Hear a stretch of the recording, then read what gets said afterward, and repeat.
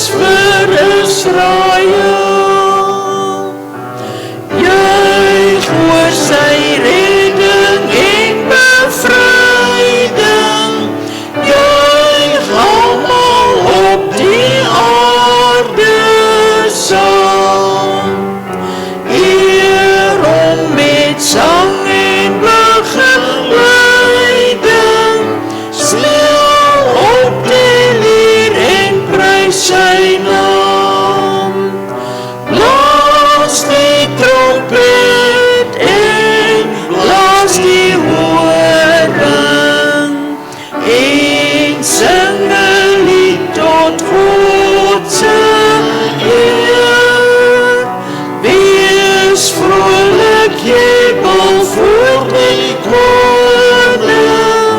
Sing almal juichend voor die Heer. Laat see en aarde met al rykdom optoejuig om sy heerserskap. Ook berge en riviere prys hom, as hulle met die hande klap. Hy heers oor elke volk en landstreek. Hy wat die reg onkreukbaar rig. Sy oordeel oor die wêreld uitspreek. Juig almal voor sy aangesig. Dan sing ons Psalm 21. In die hemel is die Heer en sy glans is soos kristal. Hy is die heilige van God en hy heers oor die heelal.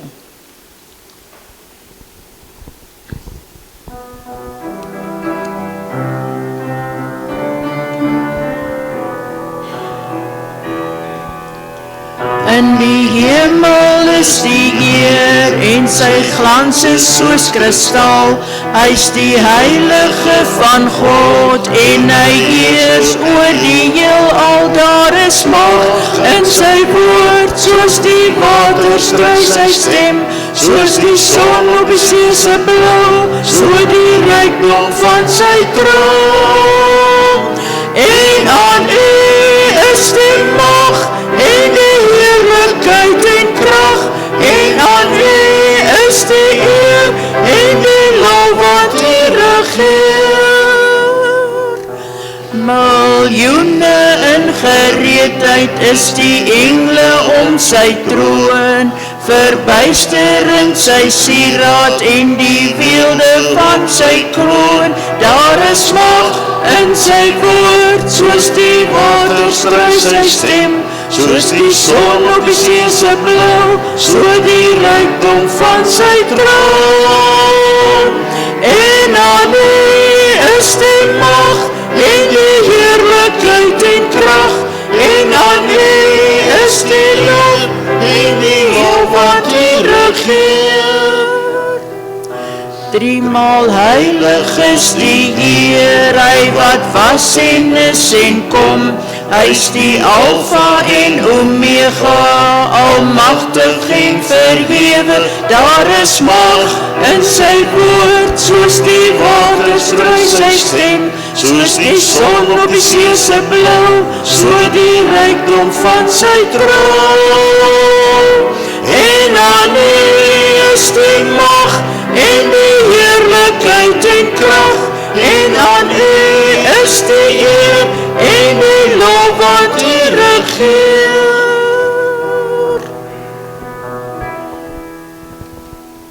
Dan liedboek 332, waarvan ons 4 verse gaan sing. God se liefde so oneindig, sien die nood van sondaars raak, en God stuur vir hul die Christus, wat van sondaars kinders maak.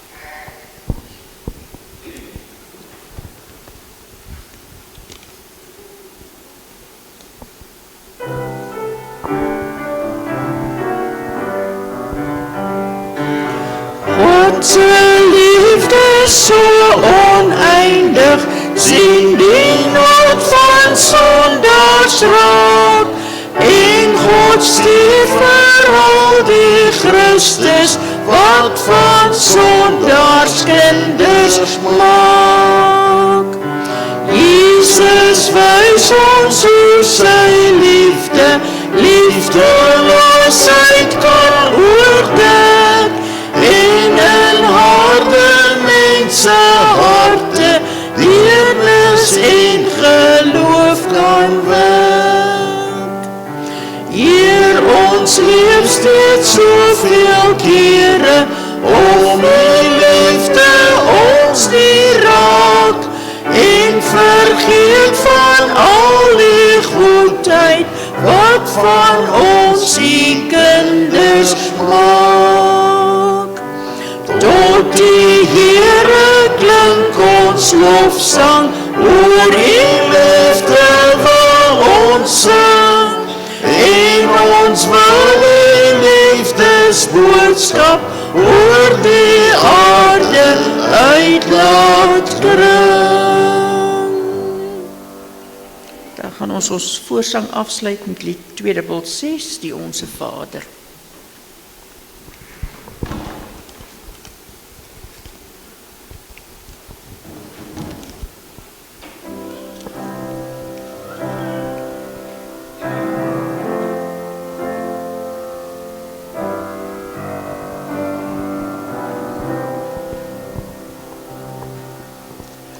Ons Vader wat woon in die hemel,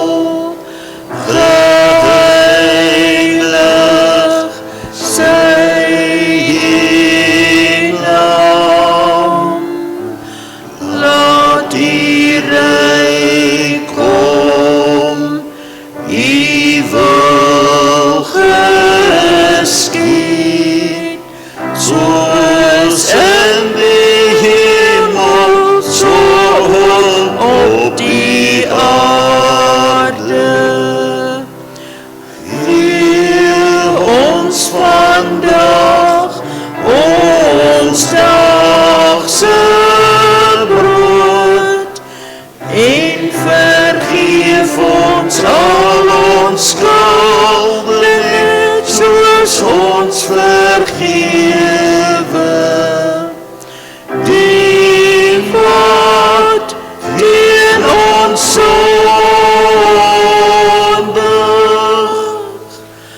Laat ons nie in die versoeking, maar verlos ons van die bose.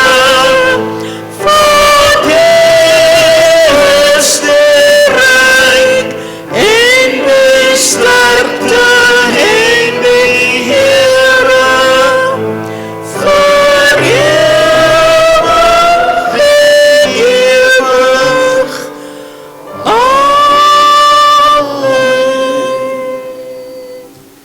Vir ewig en ewig. Amen.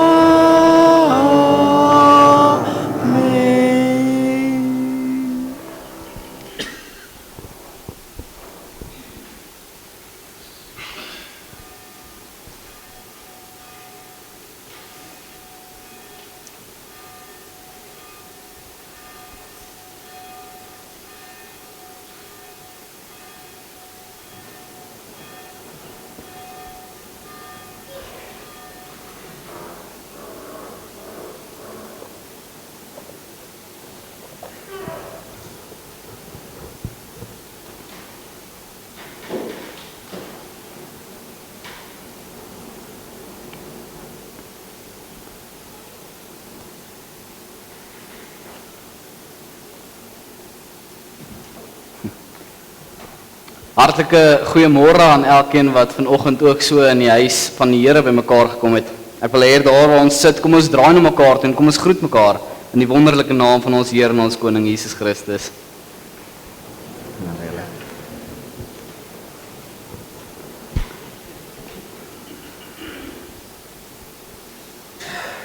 Ek gaan vir ons ook 'n paar enkele afkondigings voorhou.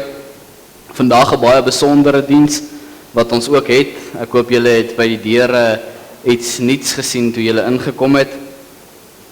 Ons program vir die dag, daar is lof en aanbidding vergadering vanmiddag om 5:00. Die deurkollekte gaan vir Bybelverspreiding en daar is koffie na die erediens en tee.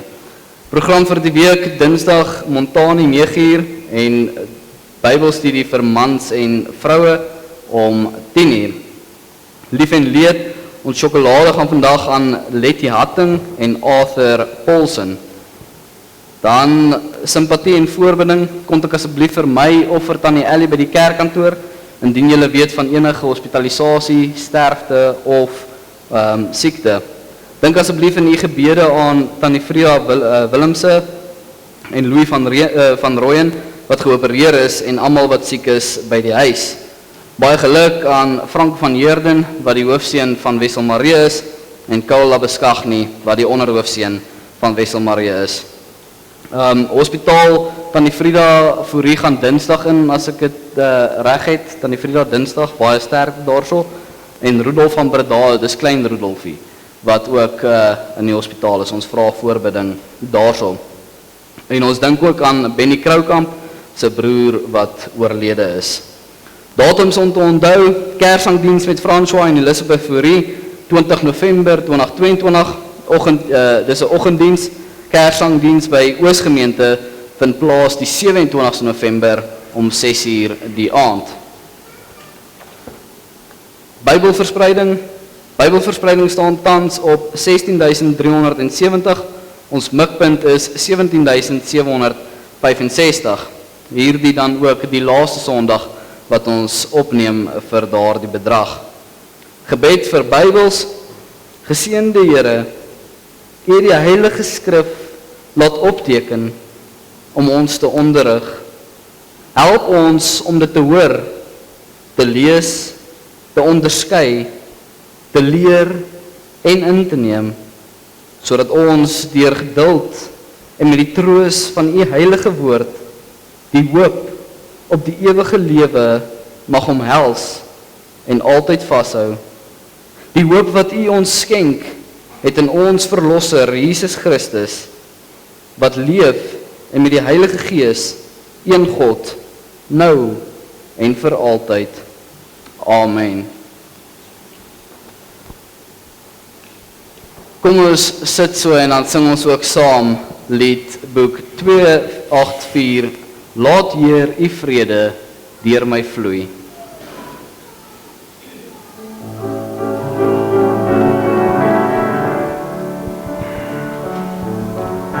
Laat Heer U vrede deur my vloei, waar alles laat ek daar U liefde bring. Laat ek in pyn en smart vertroosting wees, en krag gee deur geloof in U, o Heer.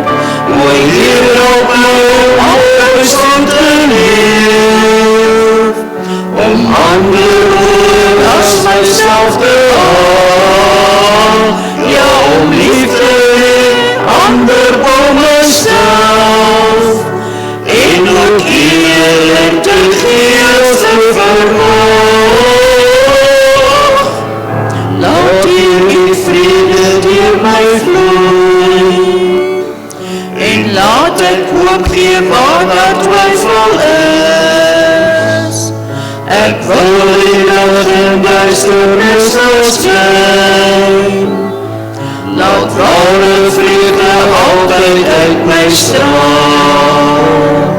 O Heer, help my om altyd so te leef, om ander hoor as myself te haal, ja, om lief te hê, ander bo myself, en ook eerlik te gee as te verwag. Laat Heer U vrede deur my vloei, leer my om ook soos U te kan vergeef, maak my myself te sterf, dat ander wie al meer in my kan sien.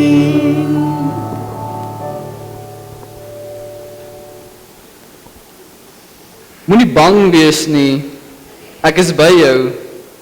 Moenie bekommerd wees nie, ek is jou God. Ek versterk jou, ek help jou, ek hou jou vas. Met my eie hand red ek jou. Wonderlik dat ons vanoggend dan ook kan sing, dat die Here se vrede deur ons moet vloei. Die kerk dan ook 'n wonderlike geleentheid waar ons as gelowiges bymekaar kom om rus te vind. Elkeen van ons wat met 'n verwagting hierso vanoggend gekom het, om dalk 'n bietjie vrede na te streef. Om te kom en net te kom ontspan. Om waarlik die vrede van die Here te ervaar. Die Here wat dan ook vir ons die waarborg gee uit hierdie skrifgedeelte, dat ons nie hoef bang te wees nie, ook nie hoef bekommerd te wees nie, want hy is ons God. Hy is oral met ons, waar ons ook al mag gaan. Ek groet julle in die naam van die Vader wat ons Skepper is, in die naam van die Seun wat ons Heer en ons Verlosser is, en in die naam van die Heilige Gees wat ons lei en ons leer. Amen. Kom ons sluit die oë. Liefdevolle Heer en Hemelse Vader, Vader, Seun en Heilige Gees. Vader, wanneer ons vanoggend ook in die erediens bymekaar kom, kom dink ons aan die lied wat ons gesing het, dat U vrede deur ons moet vloei. Here, dat ons as mense so oorlaai is met die wêreldse goed, en soms nie altyd die tyd het om stil te kom word nie. Vader, vandag kom vra ons vir U, dat U ons daardie vrede sal gee. Dat U ons die rustigheid en kalmte sal gee. Op 'n wonderlike Sondag, soos die een wat ons vandag het. Vader, ons kom sê dankie dat U ook daardie liefde vir ons het. Dat U vir ons nog 'n dag geskenk het, waar die voeltjies vanoggend kon fluit en die son sy strale weer deur die wolke kon skyn. Almagtige Vader, vanoggend kom ons om net vir U lof en aanbidding te bring. Ek bid dit in die wonderlike naam van ons Heer en ons Koning, Jesus Christus. Amen. Kom ons staan en dan sing ons ook saam, in die hemel is die Heer.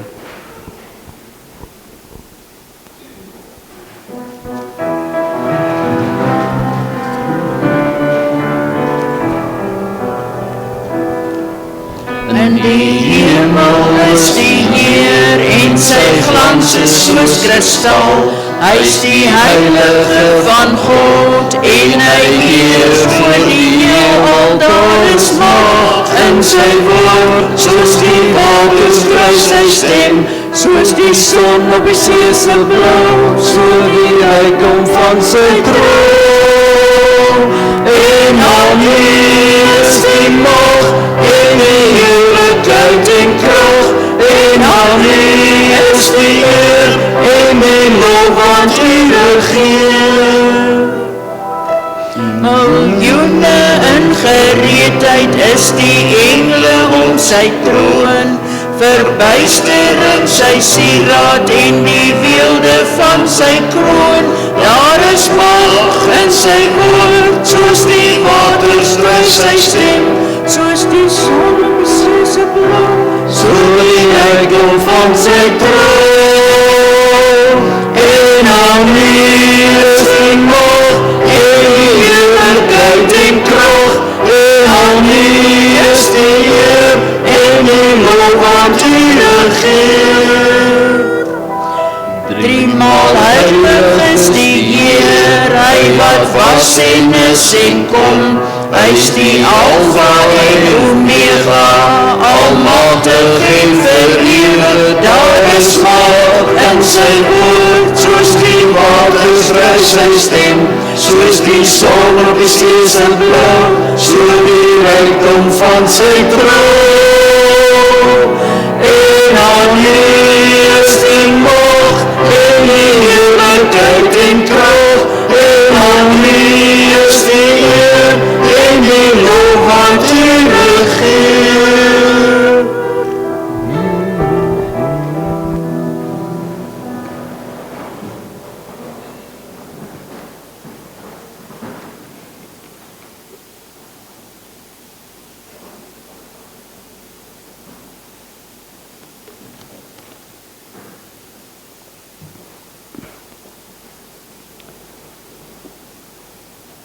Een eerdiens is ook 'n wonderlike geleentheid waar ons weer eens opnuut die 10 gebooie en die wet kan lees. Ook 'n wonderlike geleentheid waar ons as gelowiges saam ons skuld voor die Here kan bely. Eksodus 20 gee vir ons die wetlesing vanoggend. Toe het God al hierdie gebooie aangekondig. Ek is die Here jou God, wat jou uit Egipte, uit die plek van slawerny bevry het. Jy mag naas my geen ander gode hê nie. Jy mag nie vir jou 'n beeld of enige afbeelding maak van wat in die hemel daarbo, of op die aarde hieronder, of in die water onder die aarde is nie. Jy mag hulle nie vereer of dien nie, want ek, die Here jou God, eis onverdeelde trou aan my. Ek reken kinders die sondes van hulle vaders toe, selfs tot in die 3de en die 4de geslag van die wat my haat. Maar ek betoon my liefde tot aan die 1000ste geslag van die wat my liefhet en my gebooie gehoorsaam. Jy mag die naam van die Here jou God nie misbruik nie, want die Here sal die een wat sy naam misbruik nie ongestraf laat bly nie. Sorg dat jy die Sabbatdag heilig hou. 6 dae moet jy werk en alles doen wat jy moet, maar die 7de dag is die Sabbat van die Here jou God. Dan mag jy geen werk doen nie, nie jy of jou seun of jou dogter of die man of vrou wat vir jou werk of enige dier van jou of die vreemdeling by jou nie. Die Here het in 6 dae die hemel en alles daarin gemaak, die aarde en alles daarop, die see en alles daarin. Op die 7de dag het hy gerus. En daarom het die Here dit as 'n gereelde rusdag geheilig. Eer jou vader en jou moeder, dan sal jy lank bly woon in die land wat die Here jou God vir jou gee. Jy mag nie moord pleeg nie. Jy mag nie egbreek pleeg nie. Jy mag nie steel nie.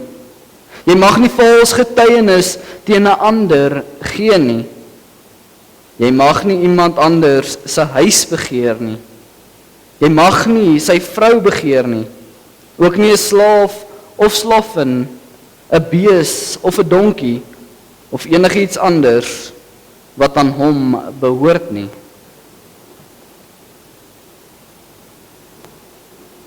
Soveel keer wanneer ons die skuld en die wet lees, dan kan ek nie anders as om skuldig te voel nie.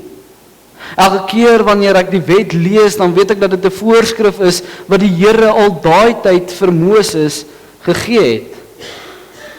En ek kom met die verskoning, ek is maar 'n sondige mens. Ek kan nie by hierdie voorskrifte hou nie, want ek is sondig. Ek dink dit word baie hartseer as ons dit as 'n verskoning gebruik en sê ek is maar sondig. Ek het maar die sondige natuur binne in my en daarom kan ek nie losbreek van hierdie sonde nie.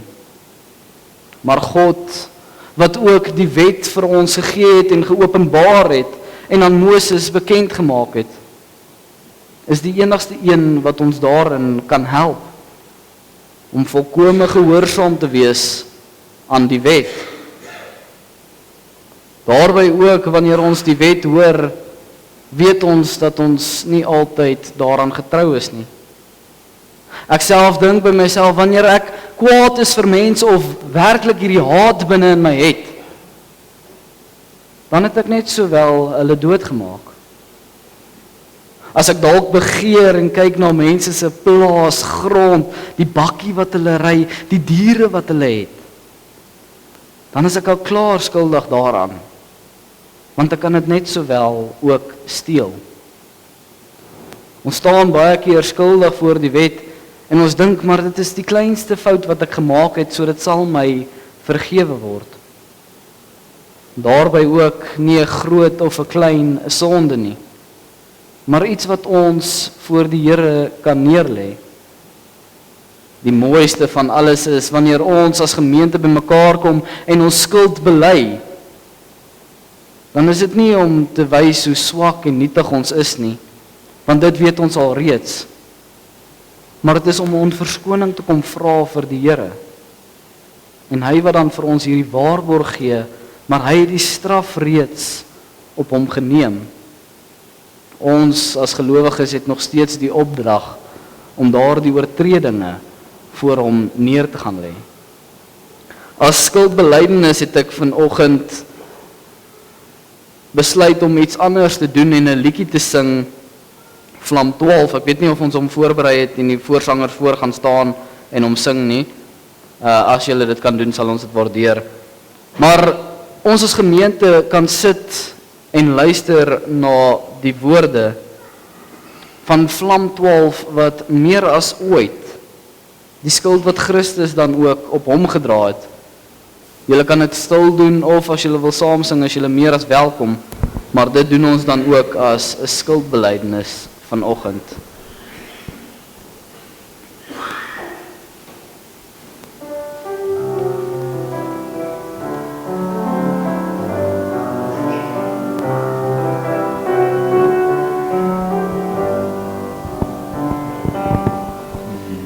Meer as rykdom, meer as mag, as die skoonheid van sterre in die nag. Meer as wat ons ooit op aarde wen, is dit werd, o Heer, om U te ken. Meer as silwer, meer as geld, al die bome, die diere in die veld. Meer as dit, so eindeloos veel meer, was die prys wat U betaal het, Heer.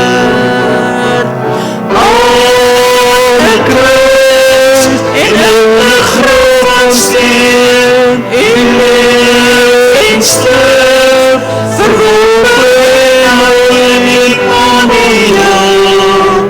Ewig God met ons, U dra die straf, en dink aan ons, meer as ooit.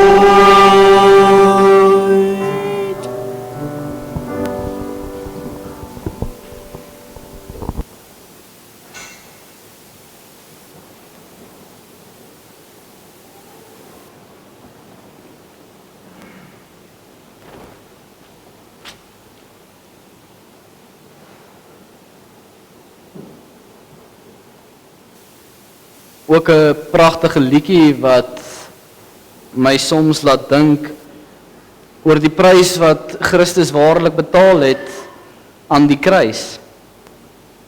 Wanneer hulle praat van die skoonheid van die aarde wat God dan ook geskep het en alles wat daarop is. Groter as dit is die prys wat hy betaal het. Daarom gaan ek ook nou geleentheid gee vir stilte. Kom ons bely daardie sondes wat ons het en sit dit ook voor die voete van die Here neer. Ek gee 'n oomblik se stilte.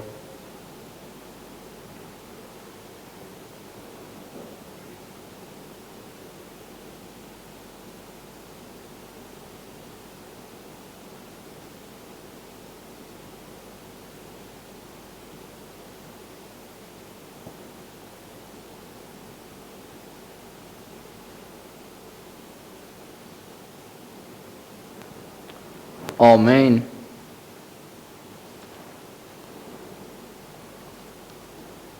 Titus 3 vers 5 tot 7 sê, hy het ons verlos, nie op grond van iets wat ons vir ons vryspraak gedoen het nie, maar op grond van sy eie ontferming. Dit het hy gedoen deur die wedergeboorte wat die sonde afwas en deur die Heilige Gees wat 'n nuwe lewe gee. God het die Heilige Gees oorvloedig op ons uitgestort deur Jesus Christus, ons verlosser. So is ons dan deur sy genade vrygespreek en het ons erfgename geword van die ewige lewe wat ons verwag. So is ons vrygespreek deur Christus Jesus, ons verlosser, deur sy genade wat hy vir ons uitgestort het. As geloofsbelijdenis gaan ek vra dat ons as gemeente dan ook sing, lied 510, genade onbeskryflik groot.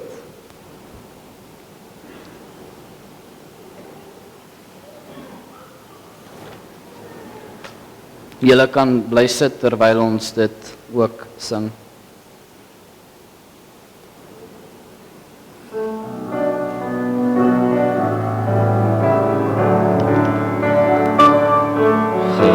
Genade onbeskryflik groot, het U aan my bewys,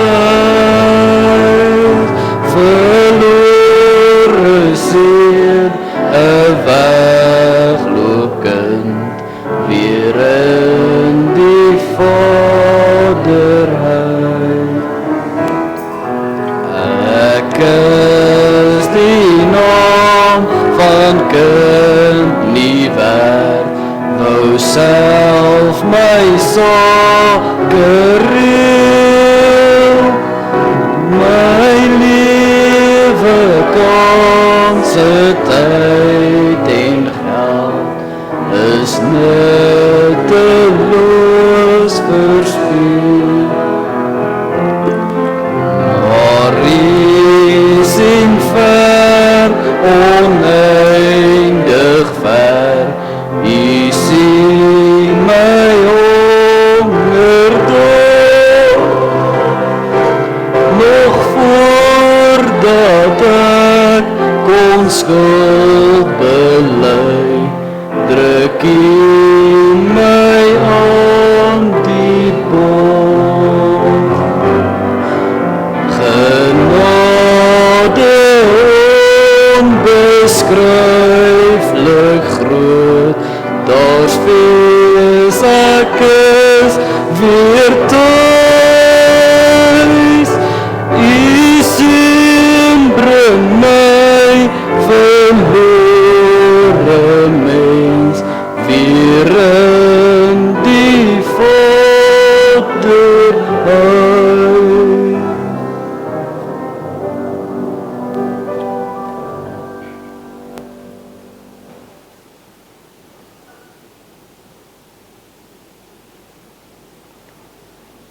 Ons skriflesing vanoggend kom uit 2 Timoteus 3 vers 10 tot 2 Timoteus 4 vers 8. Ek gee gerus ook vir julle 'n oomblik om daarna toe te blaai.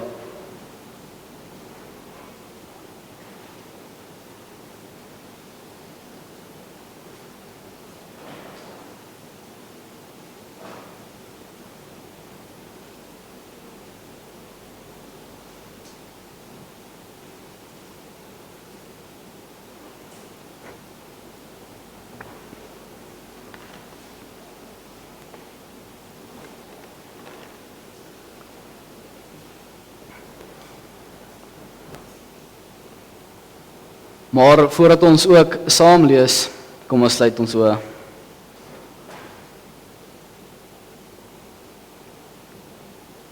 Here, soos wat ons ook ons skuld voor U kom bely het,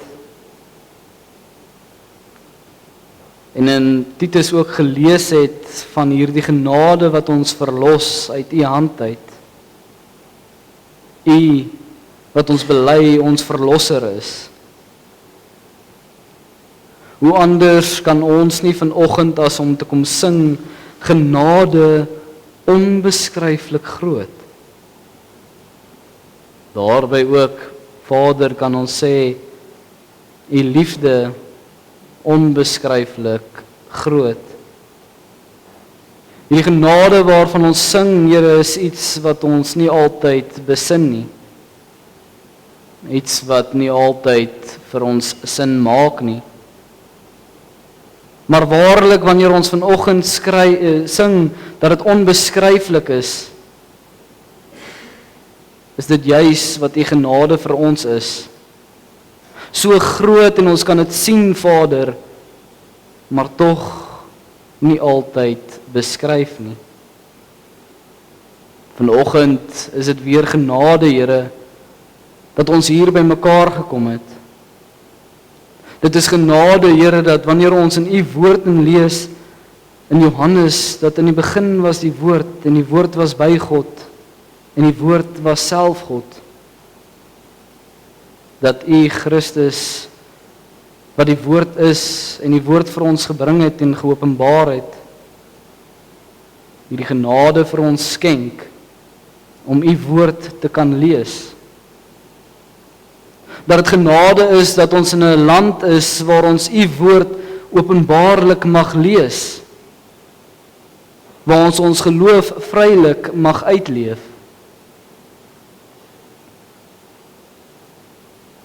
Genade wat so onbeskryflik groot is, dat ons vandag ook 'n viering van een van ons grootste oomblikke as gereformeerde kerk kan vier.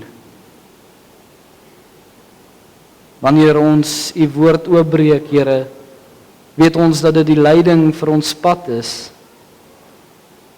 En daarom kom vra ons dat U ons sal seën wanneer ons hierdie teksgedeelte saam lees.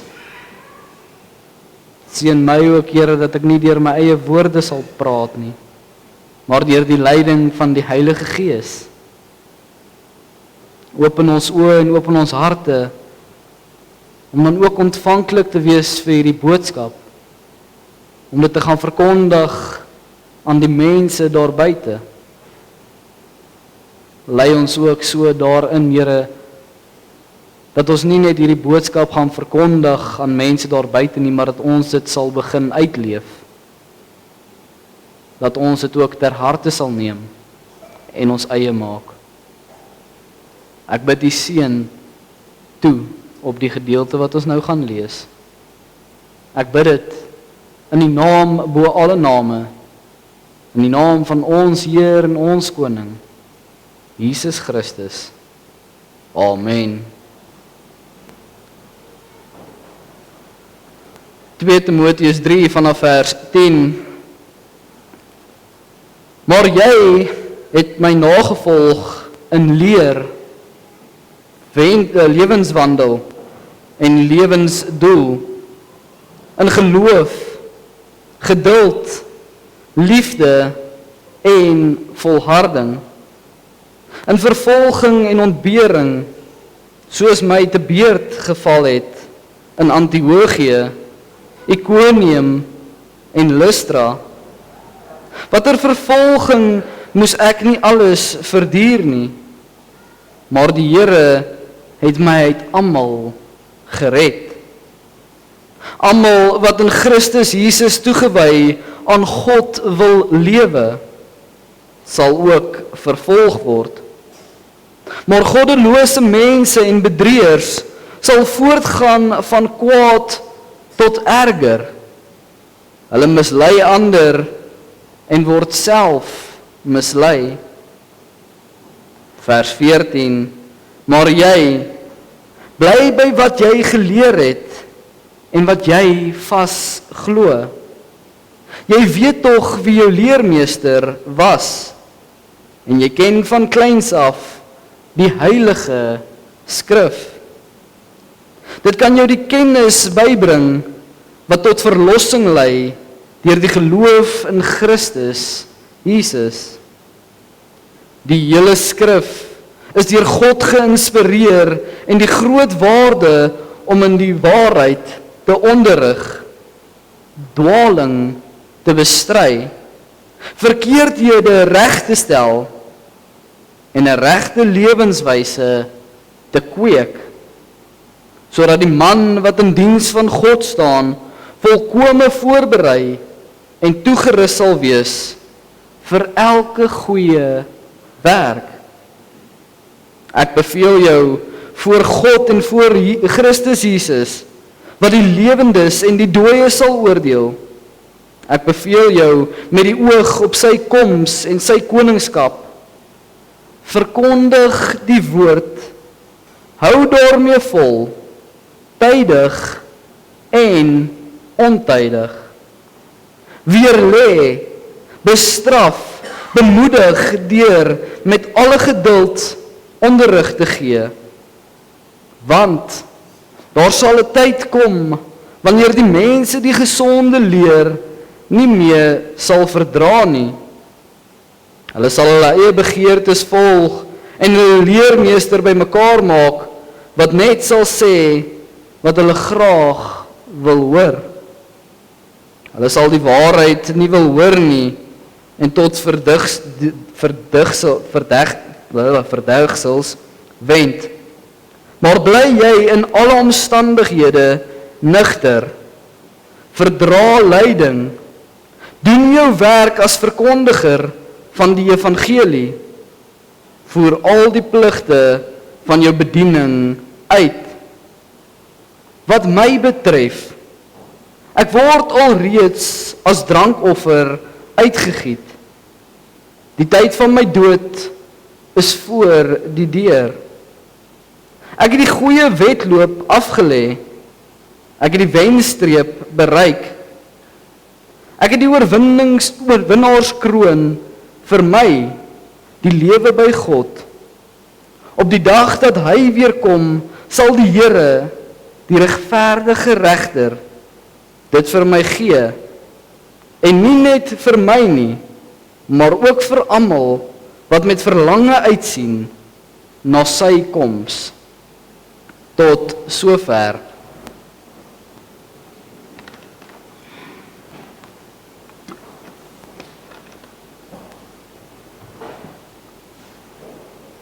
Vanoggend se teksgedeelte dan ook 'n baie lang verhaal wat ons gelees het oor Timoteus wat hier met die mense praat en deel oor sy lewe wat dan ook tot 'n einde kom. Ons as kerk het vanoggend ook een van die grootste voorregte en blydskappe om 'n geskiedenisdag te herdenk. Die geskiedenisdag van 31 Oktober 1517. As gereformeerde kerk, Nederduits gereformeerd, voel ek dit is belangrik dat ons tog hierdie gedeelte en hierdie reformatie vandag herdenk. Dit is ook waarvan ons as kerk afkomstig is. 1517 is een van die grootste datums in die geskiedenis van ons kerk. Dit is nie net 'n klein wegbreek van die Katolieke kerk nie. Dit is die bevestiging van hoe opreg ons die woord van God lees. Wanneer ons dit dan ook sê, weet ons dat met die reformatie het ons ook weggebreek van die Katolieke kerk. As ek dan ook sê dat dit 'n bevestiging is hoe ernstig ons die gesag van die woord opgevat het, beteken dit dat daar iets ernstigs moes gebeur het, dat ons teruggaan na die woord van God toe en sê, maar ons kan nie daarby hou nie.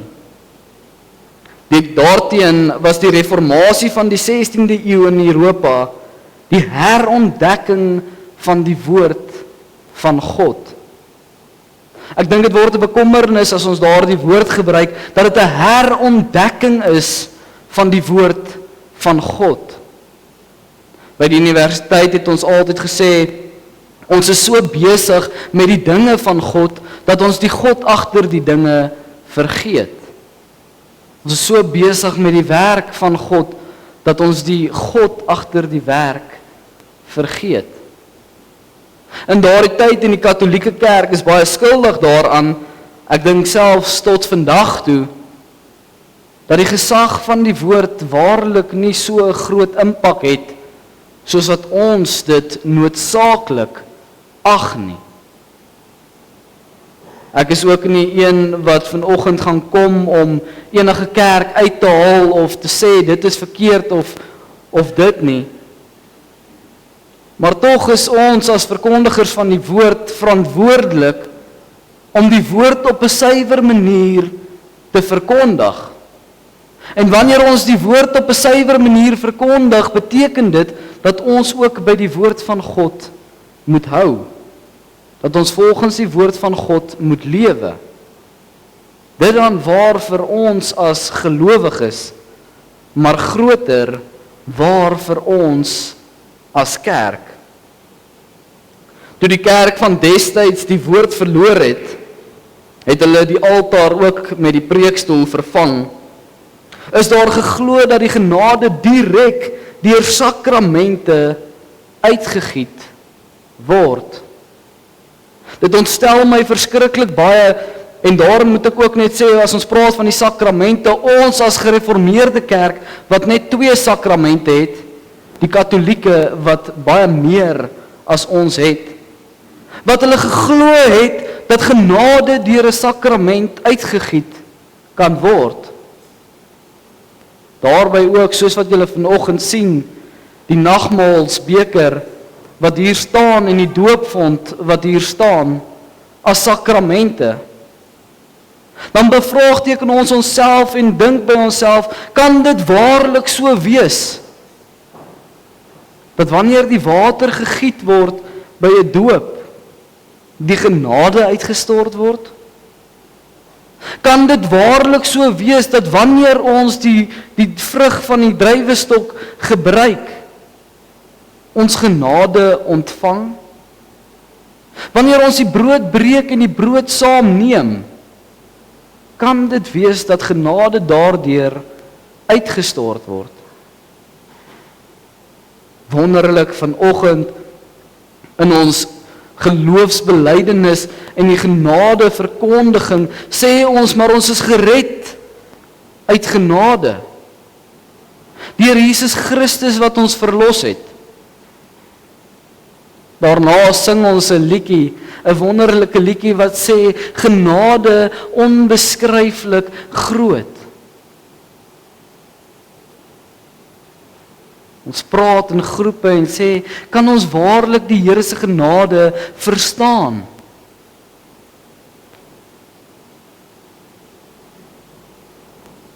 Onder 'n valse indruk wat hierdie Katolieke was, dat hulle geglo het dat genade uitgestort word deur tekens wat ons gebruik as mense.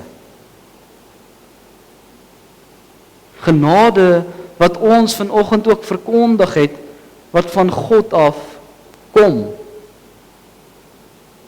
Die mooiste manier om ook so iets te verduidelik, is wanneer ons in die begin sê, wanneer ons mekaar groet, en ek groet julle in die naam van die Vader, wat ons gemaak het. As genade uit enige iets uitgegiet moet word, sou ek gesê dat dit uit 'n hand uitgegiet word, wat my as mens geskaap het. Dat genade uit die Here se hand alleen gegee kan word.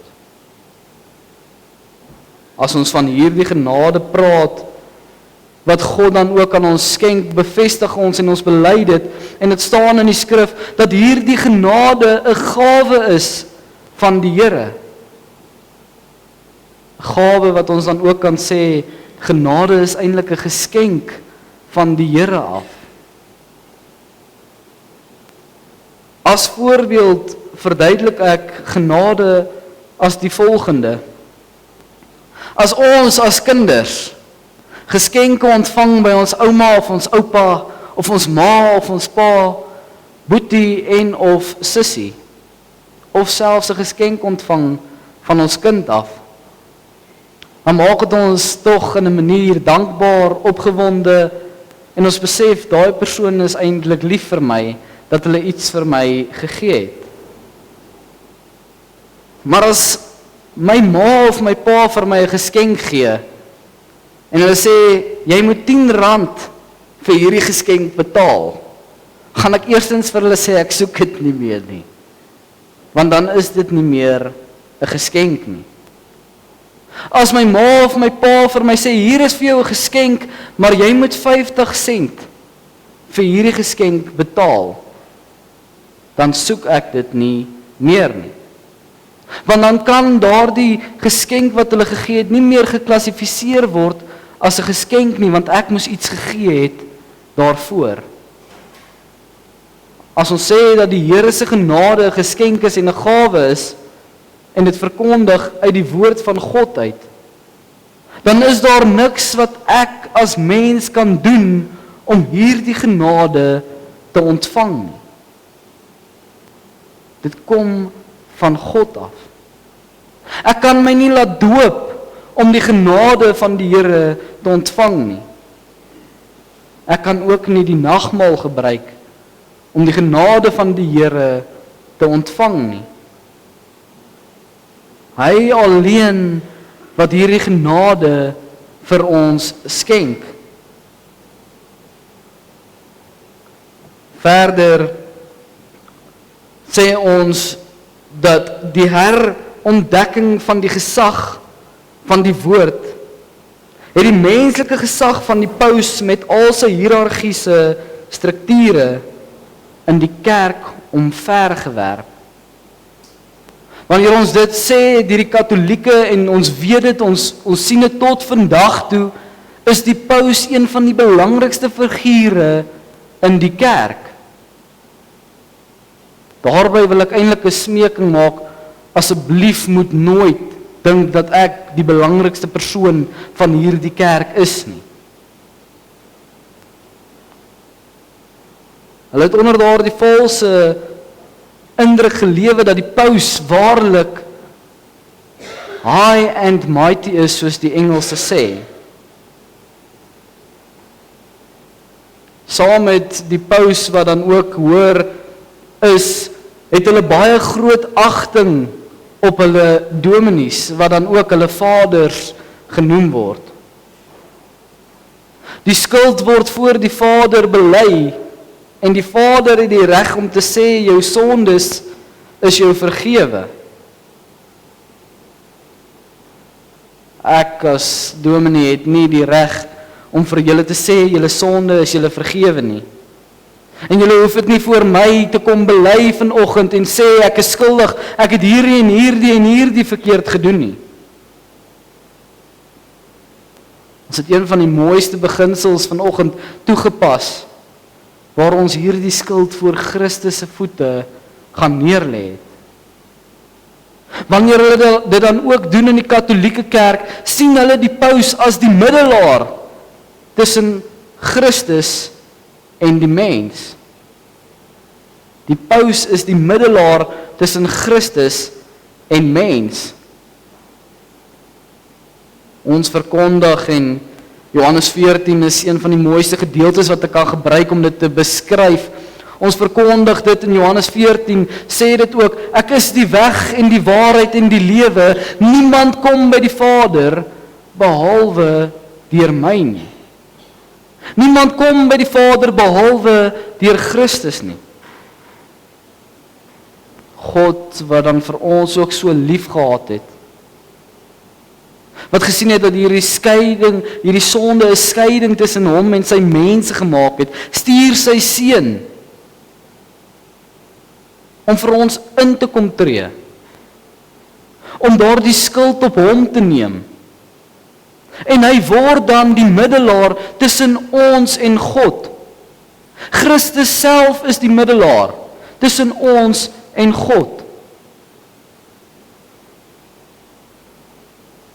Verder en sonder om dit nog lelik te maak en met baie respek gesê, Maria was dalk 'n prominente figuur in die Bybel.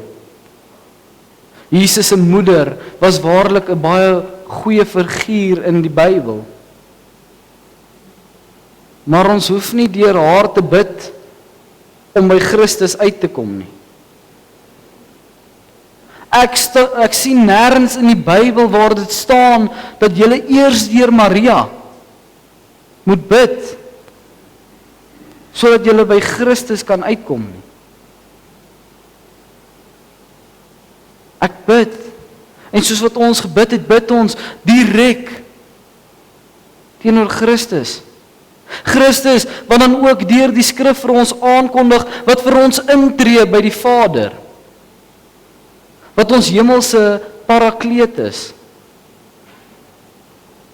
Tree vir ons in, en ons lê ons sondes en ons swakhede voor sy voete neer. Ons sou dit nooit gedoen het as Christus nie die middelaar tussen ons en God was nie. Dan is daar ander roetes wat ek moes gevolg het dalk.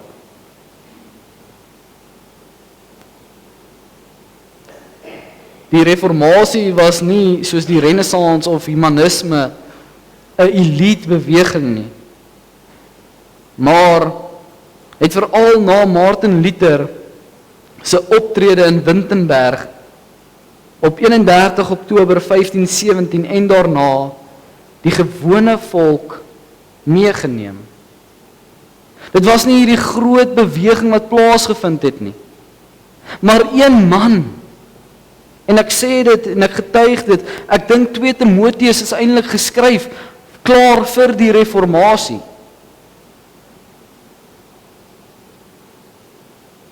Soos wat ons ook in 2 Timoteus vanoggend gelees het. Dink ek beskryf dit so bietjie van Martin Luther, wat ook opgetree het en gesê het, maar die kerk is nie besig om die gesag van die woord ernstig op te neem nie. Die kerk is nie besig om met die voorskrifte te hou wat God vir ons in hierdie woord geopenbaar het nie. Daarby ook met die reformatie word dit mooi dat daar 5 beginsels uit die reformatie uitkom wat ons die 5 solas noem. Ek kan eintlik bietjie stout wees en vir die belydennisklas vra om hierdie solas vir ons te vertel en aan ons vandag te kom verduidelik. Maar hierdie 5 solas wat uit die reformatie uitkom, bewys eintlik en beskryf hierdie wegbreek van wat eintlik vir ons as gereformeerdes belangrik is. Die eerste sola is sola scriptura, wat beteken alleenlik skrif. Die skrif alleen. Ons kan nie enige iets anders inbring by die kerk of wegvat uit die kerk uit as dit nie in die woord van God voorkom nie. Ek kan nie my lewe inrig volgens iets wat nie in ooreenstemming is met God se woord nie. Skrif alleen. Tweedens is sola gratia, wat beteken genade alleen. Alleenlik uit genade is ons gered.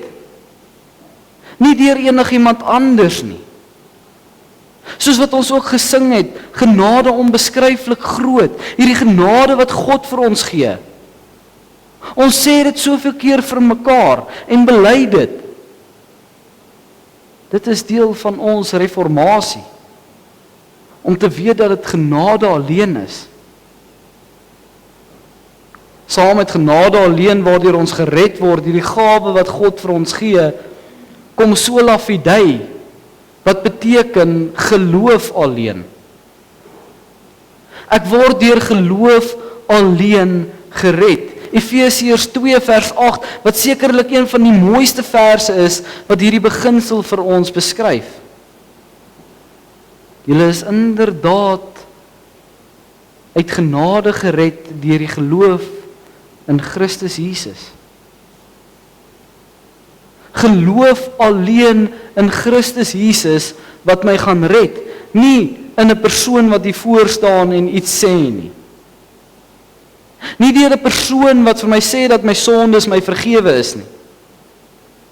Maar Christus wat my sondes vergewe het. Die vierde sola is solus Christus, wat beteken Christus alleen. Christus alleen is die middelaar tussen ons en God. Christus alleen is die een wat vir ons die weg kom wys het en vir ons die voorbeeld gegee het hoe om te lewe. Alleenlik deur Christus. En dan een van die mooistes, en ek dink dit is sekerlik die een wat ons die meeste sien, baie mense het dit al op hulle getatoeëer, en ons sien dit op karre, en ons posters daarvan, is Soli Deo Gloria. Alle eer aan God. Dit is waaroor dit gaan vir ons. Dit gaan nie oor die eer van die mens of die eer van die kerk nie. Dit gaan nie oor die eer van die paus of van die dominee of van enigiemand nie. Alle eer kom aan die Here toe. Ons sê dit baie keer in prediking ook, sê ek, ons doen dit tot eer en verheerliking van God se naam. Alles wat ons doen.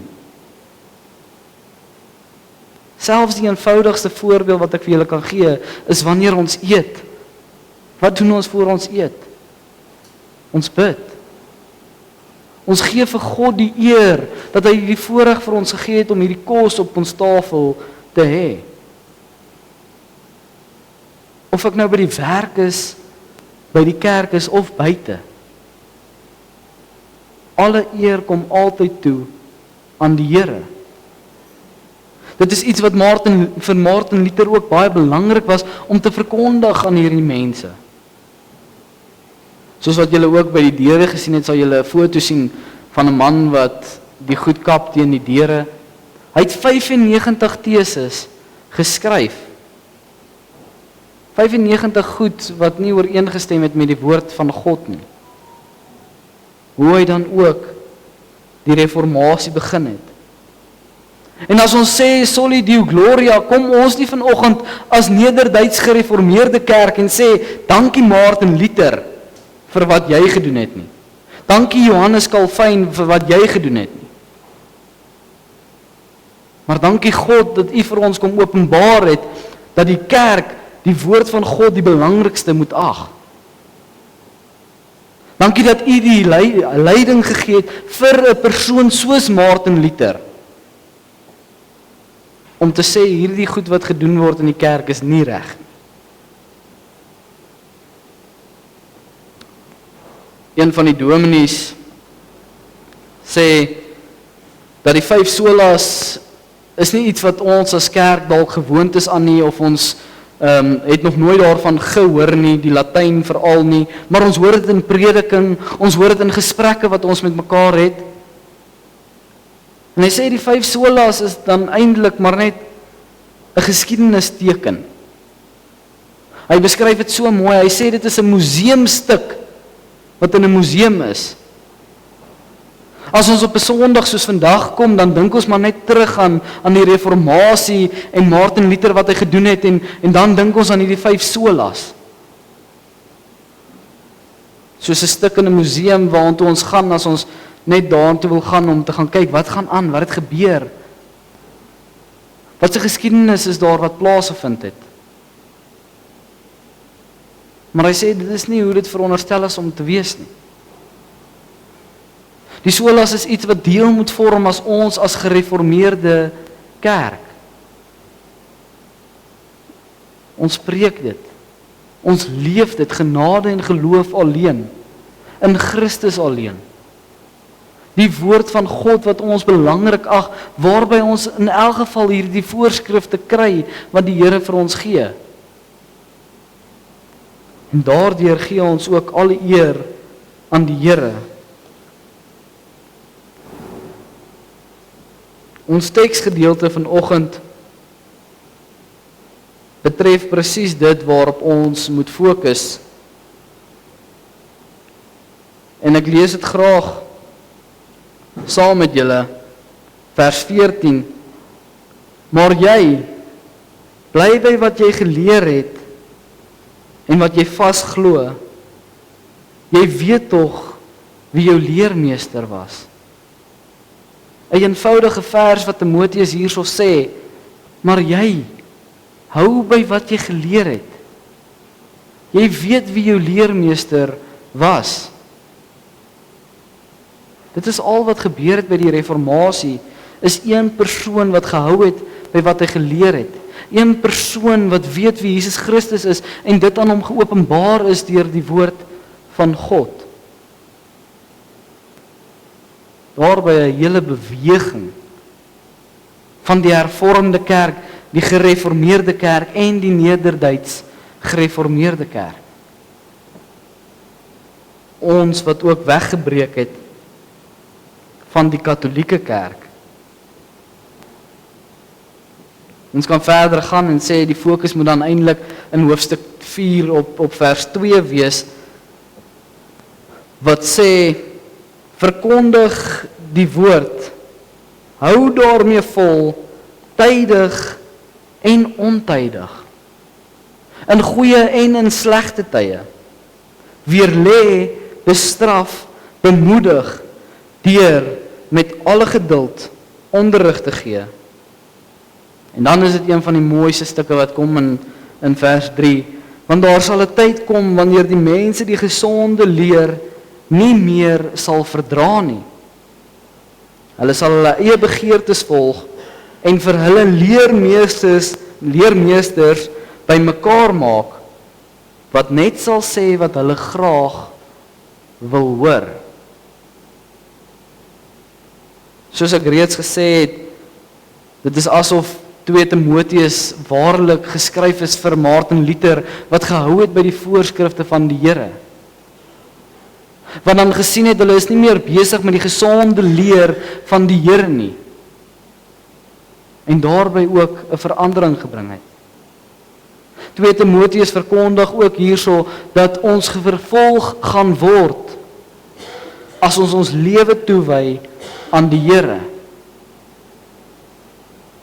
Dat ons ware vervolging ook gaan verduur as ons ons lewe neerlê voor God.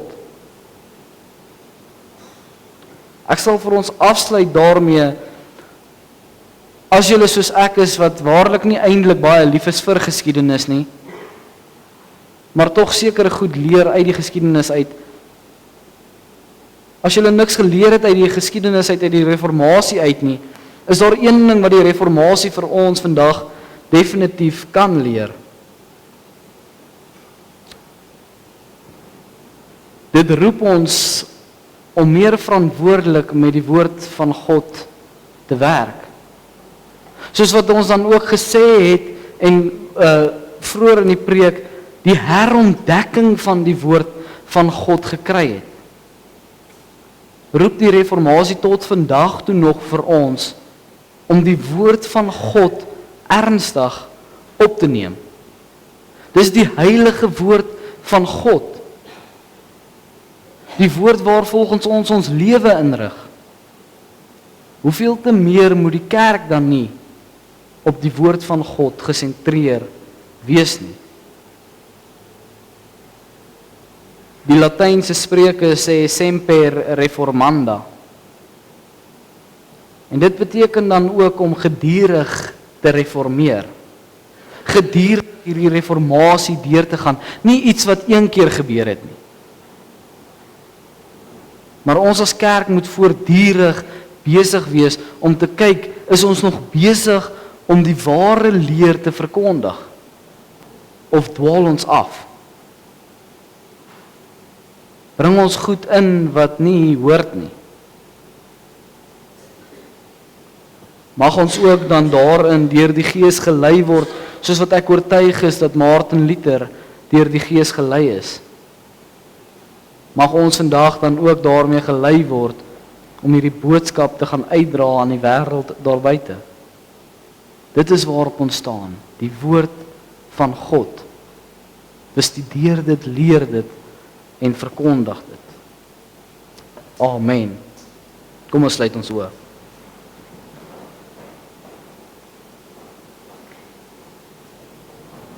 Liefdevolle drie-enige God, Vader, Seun en Heilige Gees. Here, wanneer ons vandag op 'n geskiedkundige dag 'n datum herdink en wat daar gebeur het. Here, kom ons nie en sê dat hierdie datum vir ons belangrik is nie. Sê ons nie dat die dag van môre, die 31ste Oktober, vir ons belangrik is oor wat 500 jaar terug gebeur het nie.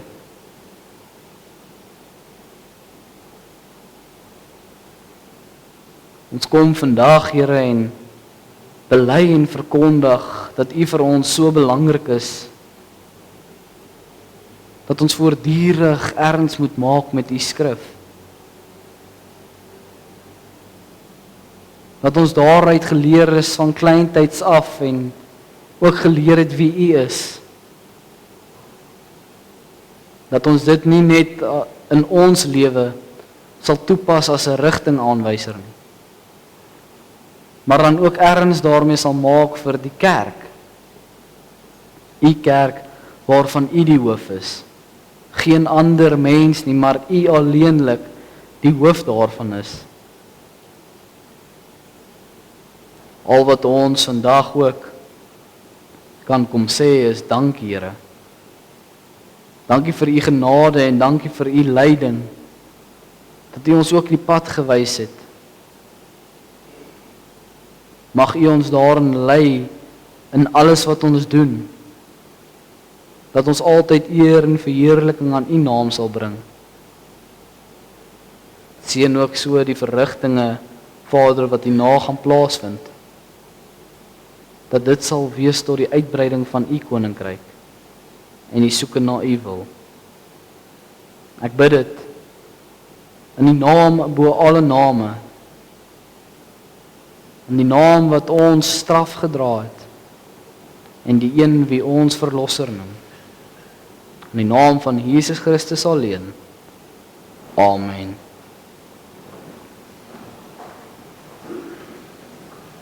Ek gaan 'n oomblik gee vir die kollekte om opgeneem te word.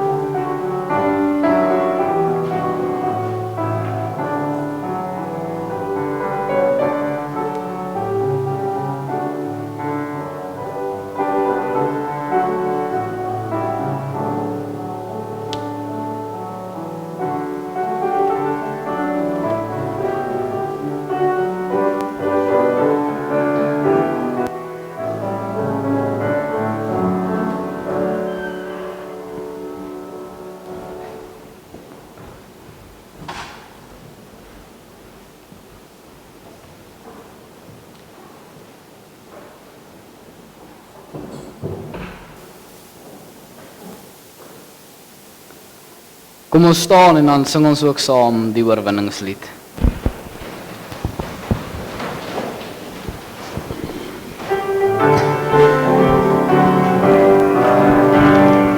Ek sien in my gees die glorie en die almag van die Heer, die allerhoogste wat in liefde oor sy koninkryk regeer. Hy het beloof aan die einde op die wolke kom hy weer. Hy is koning, hy regeer. Loof hom, prys hom, halleluja. Loof hom, prys hom, halleluja. Loof hom, prys hom, halleluja. Hy is koning, hy regeer.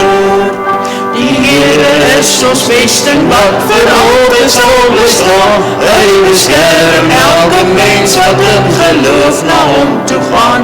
Hy is ons skuiling, hy is ons wapen, hy die vyand is verslaan. Hy is die rots wat ewig staan. Loof hom, prys hom, halleluja. Loof hom, prys hom, halleluja. Loof hom, prys hom, halleluja. Hy is die rots wat ewig staan. Kom deel nou in ons loflied, hef jou hande op na bo. Blaas bassyne, slaan op tromme en kom dans voor God se oë. Kom leef in die oorwinning van sy woord waarin ons glo, want sy woord sal ewig staan. Loof hom, prys hom, halleluja. Loof hom, prys hom, halleluja. Loof hom, prys hom, halleluja. Want sy woord sal ewig staan. Ek glo dat Christus weer sy bruid gaan kom haal. Ek glo die Vader het alreeds die dag en uur bepaal. Ek sien al klaar die feestelike hemelbruilofsmaal en die tafel met ons bruilofsmaal.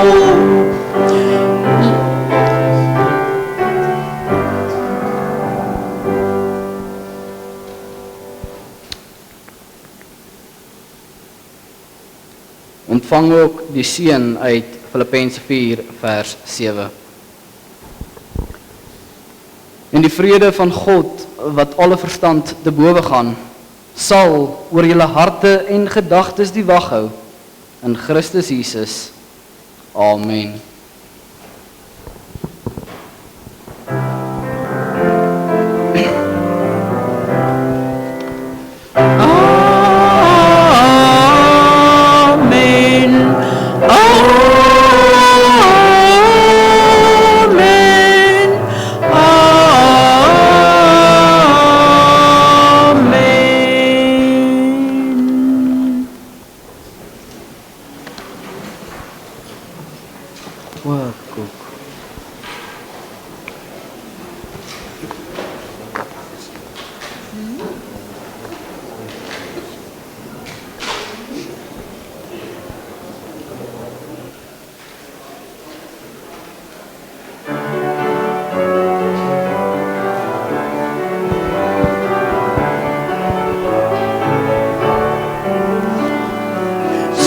Allereerst die koninkryk van God en sy geregtigheid. Wat julle nodig het, sal die Vader dan vir julle gee uit sy oor.